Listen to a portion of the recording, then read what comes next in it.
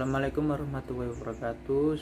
Terima kasih atas kesempatannya. Sebelumnya perkenalkan, nama saya Muhammad Sofyan Ardiansyah dengan nomor induk mahasiswa 2019 210 549. Di sini saya akan mengawali presentasi dari kelompok 5 mengenai perencanaan kinerja.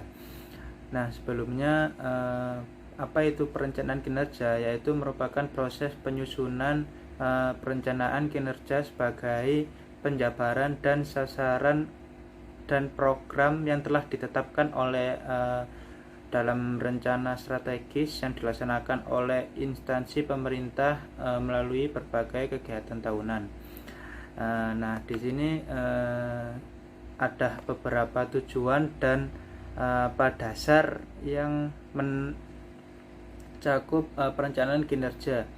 Nah, sebelumnya tujuan dari perencanaan kinerja itu sendiri yaitu digunakan untuk merumuskan beberapa hal yang berhubungan dengan pelaksanaan tugas bagi seorang pegawai atau seorang pekerja seperti target, tujuan, dan standar perusahaan atau hasil yang diharapkan oleh perusahaan. Nah, untuk perencanaan kinerja sendiri ada dasar yang harus dilaksanakan, yaitu untuk melakukan perencanaan kinerja atau perencanaan strategis organisasi yang menetapkan tujuan utama suatu organisasi. Nah, perencanaan strategis merupakan menentukan apa yang harus dilakukan organisasi untuk mencapai tujuan tersebut. Nah, mungkin itu saja yang bisa saya jelaskan. Presentasi selanjutnya akan dijelaskan oleh rekan saya. Terima kasih. Terima kasih atas kesempatannya. Nama saya Amelia Rahmi Fatmawati dengan NIM 2019-210581. Jadi di sini saya akan sedikit menjelaskan mengenai siklus perencanaan kinerja visual. Jadi yang pertama itu ada menetapkan target atau tujuan. Nah, perencanaan itu dimulai dengan keputusan-keputusan tentang keinginan atau kebutuhan organisasi atau kelompok kerja. Tanpa rumusan target atau tujuan yang jelas, organisasi itu akan menggunakan sumber daya secara tidak efektif. Terus yang kedua ada merumuskan keadaan saat ini. Nah, pemahaman akan posisi atau keadaan organisasi sekarang ini daripada tujuan yang hendak dicapai atau sumber daya yang tersedia untuk pencapaian tujuan merupakan hal yang sangat penting. Karena tujuan dan rencana ini menyangkut waktu yang akan datang. Hanya setelah keadaan organisasi saat ini dianalisa, rencana dapat dirumuskan untuk menggambarkan rencana kegiatan yang lebih lanjut. Nah, tahap kedua ini memerlukan informasi, terutama keuangan dan data statistik yang didapat melalui komunikasi dalam organisasi. Terus yang ketiga ada mengidentifikasi segala kemudahan dan hambatan. Nah, segala kekuatan dan kelemahan serta kemudahan dan hambatan perlu diidentifikasikan untuk mengukur kemampuan organisasi dalam mencapai tujuan. Oleh karena itu, perlu diketahui faktor-faktor lingkungan intern dan ekstern yang dapat membantu organisasi mencapai tujuannya atau yang mungkin menimbulkan masalah. Walaupun sulit dilakukan, antisipasi keadaan, masalah, dan kesempatan serta ancaman yang mungkin terjadi di waktu mendatang adalah bagian esensi dari proses perencanaan. Yang keempat ada mengembangkan rencana atau serangkaian kegiatan untuk pencapaian tujuan. Nah, tahap terakhir dalam siklus perencanaan kinerja ini meliputi pengembangan berbagai alternatif kegiatan untuk pencapaian tujuan, penilaian alternatif tersebut dan pemilihan alternatif terbaik yang paling memuaskan di antara berbagai alternatif yang ada. Baik, sebelumnya terima kasih atas kesempatannya. Perkenalkan, nama saya Adam Abadi. Di sini saya akan menjelaskan tentang proses perencanaan kinerja visual. Jadi pada tahap perencanaan kinerja visual ini itu merupakan kegiatan yang memerlukan kolaborasi, yang memerlukan antara manajer dan juga karyawan. Jadi pada tahap ini tuh manajer dan karyawan akan melakukan kerja sama untuk proses kinerja visual. Pada tahap ini tuh ada beberapa hal yang dapat didiskusikan di bawah ini. Yang pertama yaitu ada tinjau ulang uraian tugas karyawan. Jadi ini tuh untuk memastikan bahwa uraian tugasnya itu sudah sesuai dengan yang seharusnya. dilakukan oleh karyawan. Jadi jika karyawan telah mengambil tanggung jawab baru atau pekerjaan yang telah berubah secara signifikan. Yang selanjutnya ada identifikasi dan tinjauan. Identifikasi dan tinjauan ulang ini adalah uraian tugas yang sudah selaras dan juga mendukung rencana kerja individu, rencana strategis maupun tujuan organisasi secara keseluruhan.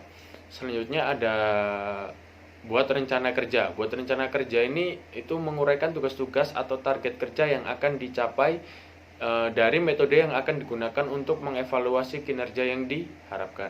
Selanjutnya yang keempat ada identifikasi. Identifikasi itu cukup 3 sampai paling banyak itu 5 kali sasaran kinerja yang harus dicapai oleh karyawan dalam 1 tahun penilaian kerja. Jadi terlalu banyak sasaran atau target kerja itu akan membuat karyawan tidak fokus atau tidak maksimal. Sebaliknya, apabila terlalu sedikit akan membuat karyawan itu tidak tertantang. Yang kelima ada identifikasi kebutuhan pelatihan yang diperlukan untuk membantu karyawan mengembangkan keterampilan, pengetahuan, dan juga kompetensi yang berkaitan dengan pekerjaan mereka. Yang terakhir, yang keenam, ada identifikasi tujuan. Identifikasi tujuan pengembangan karir yang dapat menjadi bagian dari perencanaan kerja jangka panjang karyawan. Kejelasan jalur karir ke depan ini membuat karyawan akan lebih terarah dan termotivasi.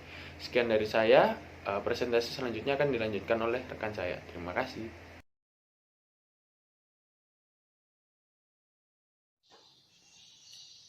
Assalamualaikum warahmatullahi wabarakatuh. Perkenalkan, nama saya Nurul Fitria dengan NIM 2019-210606. Nah, di sini aku bakalan jelasin ke kalian apa itu KRA, apa itu KPI, dan apa sih pembeda antara KRA dan juga KPI secara spesifik. Nah, di sini KPI adalah indikator kinerja utama, adalah metrik yang dirancang untuk menilai pencapaian tujuan. Untuk setiap tujuan akan ada KPI khusus yang akan ditetapkan pada awal periode kinerja. Pada akhir periode kinerja, berdasarkan manajemen KPI dapat memutuskan apakah organisasi membuat keputusan kemajuan untuk mencapai sebuah tujuan tertentu.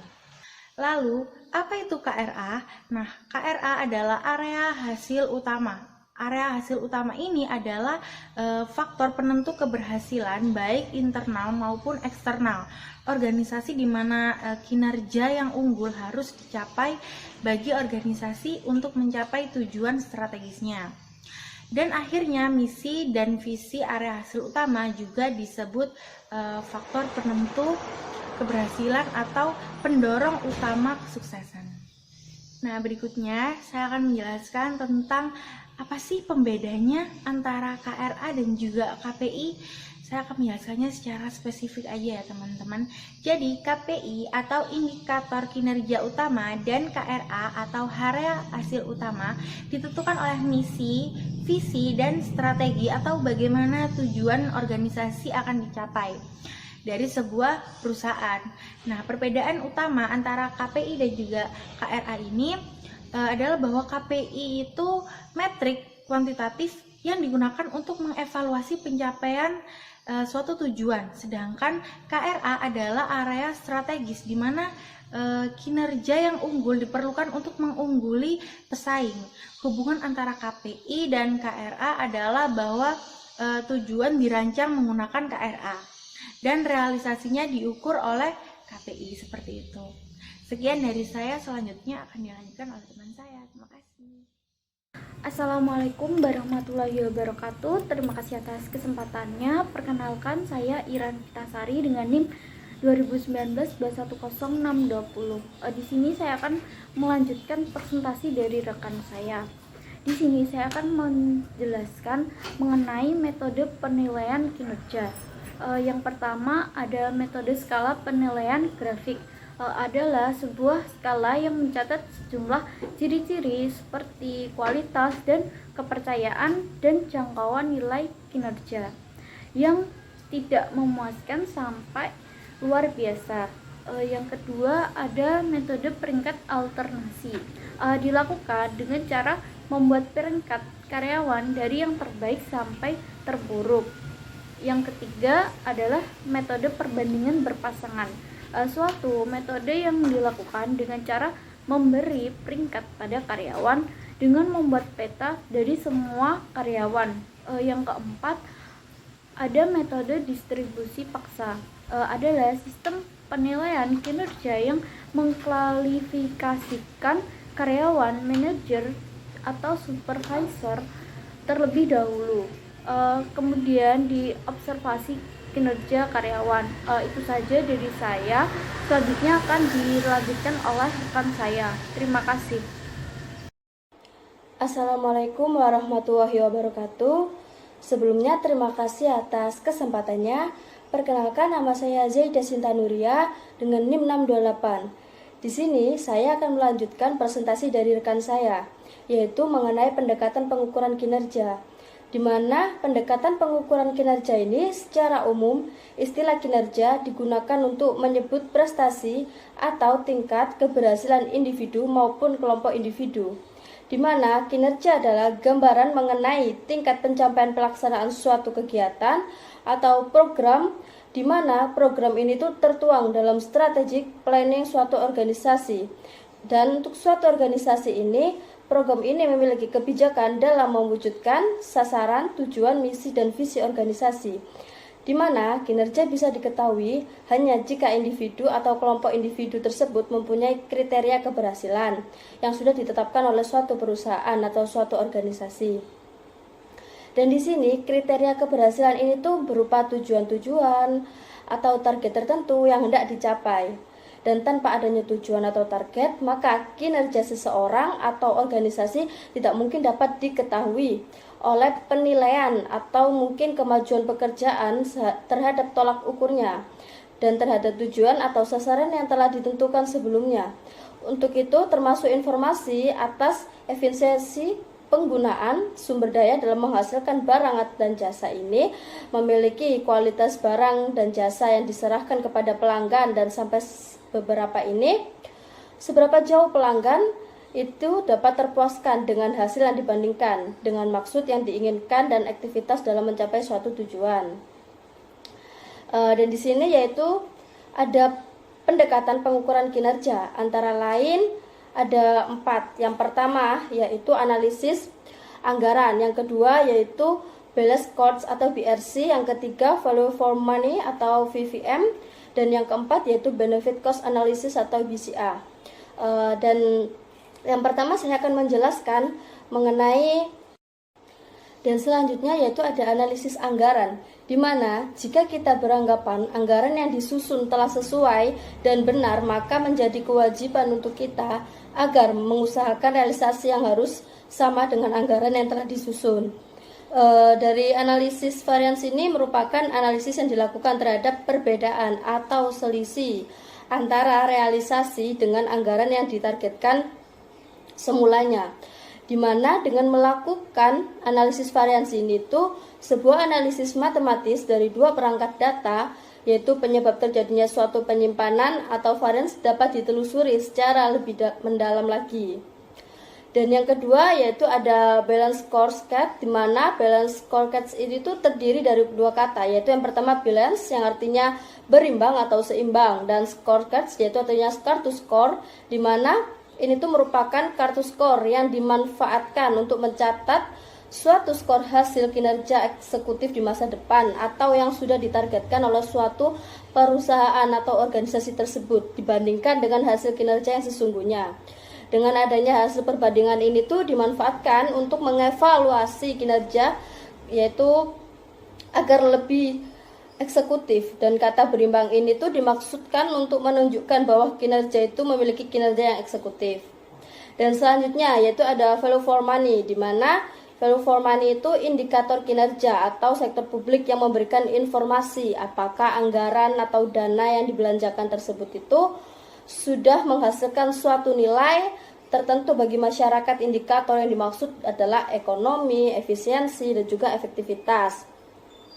Dan yang terakhir yaitu yang keempat ada benefit cost analysis, di mana benefit cost analysis ini tuh dapat digunakan untuk menilai suatu investasi yang dilihat dari dua kriteria, yaitu benefit dan cost, di mana dalam mempertimbangkan antara biaya yang dikeluarkan oleh suatu perusahaan itu dengan keuntungan yang akan diperoleh perusahaan atau investasi yang dilakukan, sehingga perusahaan dapat mempertimbangkan kelayakan investasi. Dan investasi tersebut itu akan dilaksanakan kegiatan audit pada pengendalian umum yang dikombinasikan dengan benefit cost analysis, di mana dengan tujuannya yaitu untuk memastikan pengelolaan sistem informasi itu telah dijalankan sesuai standar dan dapat meningkatkan penerapan keamanan dalam menggunakan sistem informasi. Sekian presentasi dari saya, kurang lebihnya saya mohon maaf. Wassalamualaikum warahmatullahi wabarakatuh. Assalamualaikum warahmatullahi wabarakatuh. Sebelumnya terima kasih atas kesempatannya. Nama saya Risandar Gitasari dengan NIM 2019-10720. Di sini saya akan menjelaskan tentang pengkomunikasian peran. Nah, di sini komunikasi itu yang pertama dapat meningkatkan motivasi dengan menginformasikan dan mengklarifikasi karyawan tentang tugas yang harus dilakukan, cara mereka melakukan tugas, dan bagaimana meningkatkan kinerja mereka jika tidak sesuai dengan target. Kemudian yang kedua ada komunikasi adalah sumber informasi, di mana kepada anggota organisasi itu untuk proses pengambilan keputusan karena membantu mengidentifikasi dan menilai tindakan alternatif. Kemudian yang ketiga, komunikasi juga memainkan peran penting dalam mengubah sikap individu, yaitu individu yang terinformasi dengan baik akan memiliki sikap yang lebih baik daripada individu yang kurang informasi. Nah, majalah organisasi, jurnal, rapat, dan berbagai bentuk komunikasi lisan dan tertulis membantu membentuk sikap karyawan. Kemudian, komunikasi juga membantu dalam bersosialisasi. Dalam kehidupan saat ini itu, satu-satunya kehadiran individu lain mendorong komunikasi. Juga dikatakan bahwa seseorang tidak dapat bertahan hidup tanpa komunikasi. Kemudian, yang kelima, sebagaimana dibahas sebelumnya, komunikasi itu juga membantu dalam proses pengendalian. Ini membantu mengendalikan perilaku anggota organisasi dengan berbagai cara. Ada berbagai tingkat hierarki dan prinsip serta pedoman tertentu yang harus diikuti karyawan dalam suatu organisasi. Mereka juga harus mematuhi kebijakan dan menjalankan peran pekerjaan mereka secara efisien dan mengkomunikasikan masalah pekerjaan dan keluhan kepada atasan mereka. Dengan demikian, komunikasi itu dapat membantu dalam mengontrol fungsi manajemen. Sekian presentasi dari saya, yang selanjutnya akan dilanjutkan oleh rekan saya. Terima kasih. Assalamualaikum warahmatullahi wabarakatuh. Perkenalkan, nama saya Yakub Hamdani. Di sini saya akan melanjutkan presentasi dari rekan saya. Di sini saya akan menjelaskan tentang faktor-faktor yang memengaruhi kinerja karyawan. Yang pertama yaitu sikap disiplin.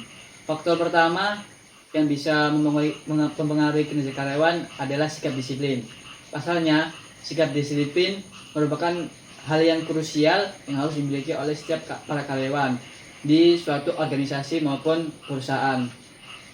Hal yang bisa karyawan lakukan adalah contohnya seperti tertib dan menjaga presensi kerja dan patuh terhadap peraturan di perusahaan. Jika karyawan memiliki sikap disiplin, maka kelancaran bisnis akan terlaksana karena karyawan tersebut akan disiplin dalam mengikuti peraturan perusahaan serta disiplin dalam melakukan tugasnya. Nah, yang kedua yaitu motivasi kerja. Faktor kedua yang bisa mempengaruhi adalah motivasi. Motivasi yaitu adalah sebuah dorongan dari setiap individu yang muncul untuk melakukan pekerjaan dengan baik secara sadar maupun tidak sadar untuk mencapai tujuan tertentu. Ketiga, yaitu kompensasi atau insentif. Kompensasi atau insentif juga salah satu faktor yang bisa mempengaruhi kinerja karyawan. Biasanya kompensasi atau insentif ini dapat berupa bonus yang dapat meningkatkan performa kinerja karyawan. Selain itu, kompensasi ini juga bisa berupa promosi jabatan yang bisa membuat para karyawan ini semakin semangat bekerja karena semakin naik jabatan seorang karyawan. Dan selain promosi jabatan dan bonus, kompensasi juga bisa berupa penghargaan lainnya. Dan yang keempat adalah gaya kepemimpinan. Gaya kepemimpinan karyawan juga bisa meningkatkan kerja performa karyawan. Pasalnya, karyawan itu yang memiliki gaya kepemimpinan baik bisa menghasilkan performa yang terbaik sehingga bisa menampilkan tugas-tugas yang lebih baik. Selain itu, gaya kepemimpinan atasan dari sebuah perusahaan juga bisa mempengaruhi kinerja karyawan. Dan jika atasan sebuah perusahaan memiliki gaya kepemimpinan yang baik dan bisa mengayomi bawahannya, maka karyawan tersebut akan termotivasi dan nyaman jika dipimpin bos tersebut. Yang kelima adalah lingkungan kerja. Faktor selanjutnya adalah lingkungan kerja. Jika lingkungan kerja dalam sebuah perusahaan memiliki kondisi nyaman dan bersih, maka karyawan itu akan semakin nyaman dan bisa fokus dalam mengerjakan tugas-tugasnya. Selain itu, jika perusahaan menyediakan alat kerja yang lengkap dan mumpuni, karyawan akan bisa maksimal dalam melaksanakan tugasnya. Tidak hanya itu, perusahaan juga harus menyediakan lingkungan kerja yang aman serta harus memperhatikan kesehatan karyawan tersebut. Sekian presentasi dari saya. Jika ada salah kata mohon dimaafkan. Wassalamualaikum warahmatullahi wabarakatuh. Assalamualaikum warahmatullahi wabarakatuh. Perkenalkan, nama saya Silvi Eka Renasari dengan NIM 2019-210842. Nah, di sini saya akan menjelaskan tentang SOP. SOP adalah panduan kerja dalam sebuah perusahaan yang memudahkan pelaksanaan suatu tugas atau pekerjaan. Nah, agar mudah dipahami, SOP harus jelas. Dalam menjalankan kegiatan operasional, setiap perusahaan mampu organisasi biasanya memiliki SOP. Nah, SOP adalah singkatan dari Standard Operating Procedure. SOP merupakan suatu sistem atau prosedur yang dibuat untuk meningkatkan produktivitas sekaligus meminimalkan risiko kesalahan. Nah, selanjutnya saya akan menjelaskan tentang peran SOP dalam perusahaan atau organisasi. Nah, yaitu yang pertama, menjalankan stabilitas operasional. SOP berperan menjaga tingkat kestabilan operasional dalam sebuah perusahaan. Nah, hal ini terutama diperlukan dalam menjalankan sebuah pekerjaan yang sama terus-menerus. Dan dengan prosedur yang tetap, kegiatan tersebut menghasilkan output yang kurang lebih sama. Lalu yang kedua yaitu dasar hukum. Nah, berkaitan dengan hak dan kewajiban, SOP juga berfungsi sebagai dasar hukum, yaitu artinya salah satu pihak yang tidak menjalankan ketentuan sesuai SOP akan memperoleh sanksi jika merugikan pihak lain. Adanya pedoman ini akan membantu menemukan penyebab masalah. Lalu yang terakhir yaitu merujukan informasi. Nah, fungsi SOP lainnya adalah rujukan informasi atas semua pola kegiatan dalam perusahaan. Anggota tim dapat mengetahui cara melakukan suatu tugas atau pekerjaan dengan mudah ketika membaca SOP yang telah dibuat sebelumnya. Nah, selanjutnya saya akan menjelaskan tentang tujuan membuat SOP. Nah, perusahaan wajib memiliki SOP dalam melakukan kegiatan operasionalnya, yaitu tujuan SOP yang pertama yaitu meminimalisir kesalahan. Nah, menjalankan SOP yang tertulis secara rinci bertujuan untuk mengurangi terjadinya risiko kesalahan dalam suatu kegiatan operasional. Nah, SOP yang berisi serangkaian instruksi ini akan membantu setiap anggota tim menjalankan tugasnya dengan baik. Untuk yang kedua yaitu memudahkan adaptasi. Nah, untuk menambah kapasitas produksi, perusahaan biasanya akan menambah karyawan atau anggota dalam suatu tim. Nah, dengan SOP yang jelas, orang baru akan lebih mudah beradaptasi dengan lingkungan kerja. Nah, dapat menjalankan tugasnya seperti karyawan lain tanpa butuh waktu terlalu lama. Nah, untuk yang terakhir yaitu untuk mencapai target.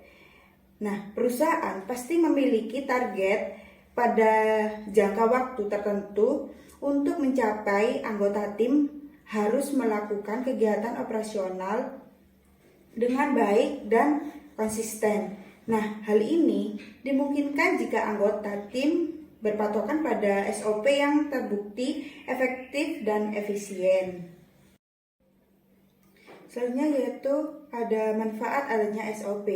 Nah, dengan memiliki SOP yang detail pada sejumlah manfaat yang akan dirasakan oleh perusahaan yaitu antara lain.